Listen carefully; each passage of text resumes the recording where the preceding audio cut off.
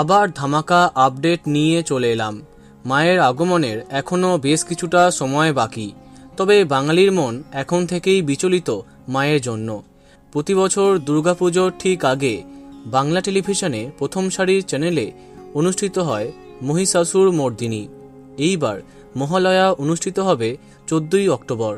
এই বছর স্টার জলসার মহালয়াতে থাকছে বিরাট চমক। অনেকেই বলছিলে মহালয়ার আপডেট কবে আসবে, অবশেষে কনফার্ম আপডেট এসে গেছে। এই বছর সুরিন্দর ফিল্মের অধীনে তৈরি হবে স্টার জলসার মহালয়া। তাতে মহিষাসুর মর্দিনী হচ্ছেন সম্প্রতি মহানায়ক সম্মানপ্রাপ্ত জনপ্রিয় নায়িকা কোয়েল মল্লিক। হ্যাঁ, স্টার জলসা মহালয়া 2023-এ দেবী দুর্গা হচ্ছেন কোয়েল মল্লিক। এর আগেও তাকে দুর্গারূপে প্রত্যক্ষ করেছে দর্শক। 1 বছর আগেই কালার্সে দেবী দুর্গা হয়েছেন তিনি।